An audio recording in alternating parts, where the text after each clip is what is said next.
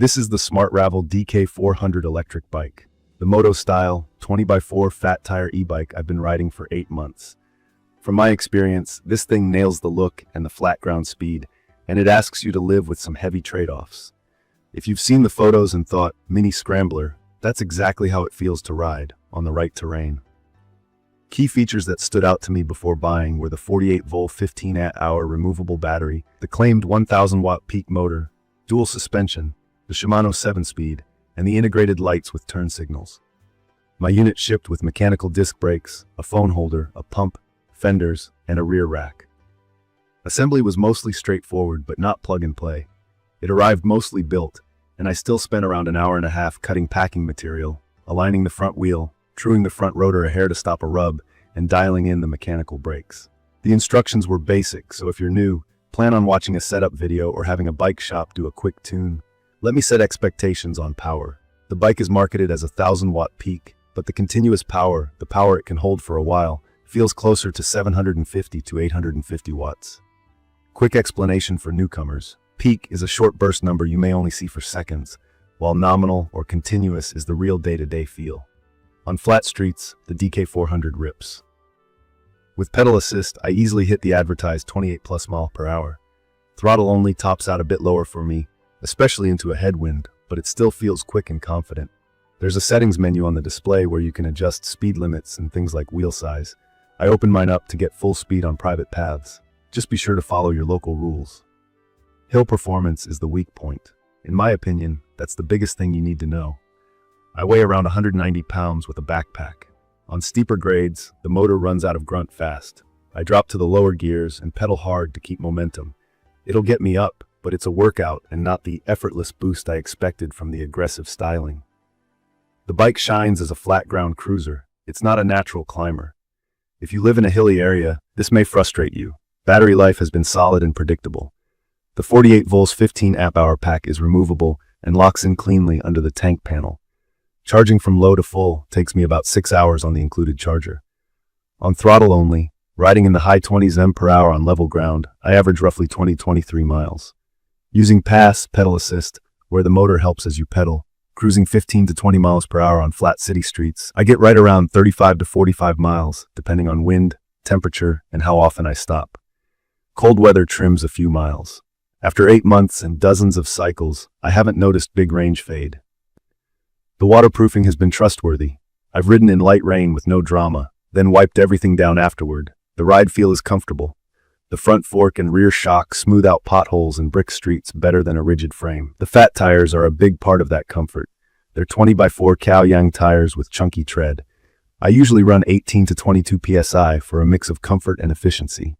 They're stable on gravel and sand, and they float over cracks. On pavement at speed, they hum noticeably, and rolling resistance is higher than a skinny tire, so you'll trade a bit of range for that planted feel. I got one puncture from a nasty roofing staple. The tires themselves aren't fragile, but I'd add tire liners or slime if flats are common in your area. Out of the box, I made a few changes. The stock rear shock on mine felt basic and a little bouncy over repetitive bumps. Swapping to a better aftermarket shock tightened up the ride right away. The stock headlight looks cool but didn't throw enough light for my late returns, so I upgraded to a brighter unit. The saddle is wide but firm. A gel cover made longer rides much nicer. One of my turn signals was finicky at first. Cleaning and reseating the connector fixed it. None of these were deal breakers, but in my opinion, they're worth budgeting for if you plan to ride often at night or on rough roads. Brakes on my bike are mechanical discs with motor cutoffs, which means the motor stops when you pull the levers. To me, that's a must for safety. Stopping power is fine for city use and the speeds this bike hits. On a long, steep downhill, the levers warmed up but didn't fade. If you live around sustained descents, consider better pads or an upgrade to hydraulics down the line. Keep the rotors clean and cables snug, and they do their job. Let's talk weight, because it matters. The DK400 is heavy. The spec lists around 68 pounds, and it feels every pound of that when you're not moving. Rolling it is easy, lifting it is not. Carrying it upstairs is a chore, and hanging it on wall racks is tricky. From my experience, storage is the real-life challenge here. If you have ground floor space or a garage, it's perfect. If you need to carry your bike often, this is where the romance fades. The flip side is the frame feels bomb-proof. and the 330-pound rated payload is legit. I've loaded the rear rack with groceries and a laptop bag, and the chassis never complained. Build quality on my unit has been sturdy overall, with a few quirks. The frame on mine is carbon steel, not aluminum, which lines up with the heavier weight. After a few rainy rides, some small bolts showed surface rust. I replaced the worst offenders with stainless. Spokes stayed tight with regular checks, and I retorqued the crank bolts once after a creak popped up. The chain likes lube every couple of weeks. The color LCD is bright and readable in sun, and the USB port has been handy for topping up my phone at lights. The included app was a letdown for me. Bluetooth was spotty, and the tracking only works when the bike is on and nearby, which isn't useful if it gets moved. I skipped the app and used the display. Daily use has been the best part. My commute is mostly flat city streets, about 6 miles each way. The DK400 makes it quick and fun. The acceleration off the line feels more like a small, quiet scooter than a traditional bicycle. The low seat and long bench let me shift around, and the bike gets attention at every stop. The removable battery is a clutch feature. I pop it out, charge at my desk or at home, and lock the bike with a heavy U-lock and a cable through the wheels. The fenders have kept me mostly dry, and the rear rack has turned grocery runs into a no-car errand. There are some spec mismatches floating around online. Some listings say aluminum frame, some promise hydraulic brakes, some claim different battery sizes. My real bike is carbon steel frame, mechanical discs, and 48-volt 15-amp-hour. The wattage listed as 720 watts on the product page lines up more closely with how it rides day to day than the splashy 1,000-watt peak marketing line. Just know what you're actually getting from your seller. In my opinion, the DK400 is about vibe and flat ground fun.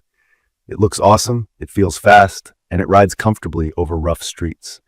It's perfect for style-minded commuters in relatively flat areas, campus riders, or anyone who wants that mini-moto feel without dropping premium brand money.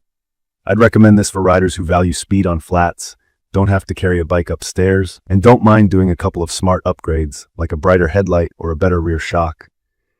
If you live around steep hills, if you need to lift your bike often, or if you want a light e-bike that sprints uphill on throttle alone, this probably isn't your match. The motor's torque and the overall heft just aren't tuned for that. From my experience, treating the DK400 as a fast urban cruiser makes it shine. In conclusion, the SMARTRAVEL DK400 gives you striking looks, legit flat ground speed, a comfortable ride, and a sturdy platform with a big payload, balanced by real downsides in hill climbs, weight, and a few budget parts. Tune it a little, keep the basics maintained, and it's a grin machine for city miles. If this video helped, hit subscribe and drop your questions or your own DK400 tips in the comments. Thank you for watching.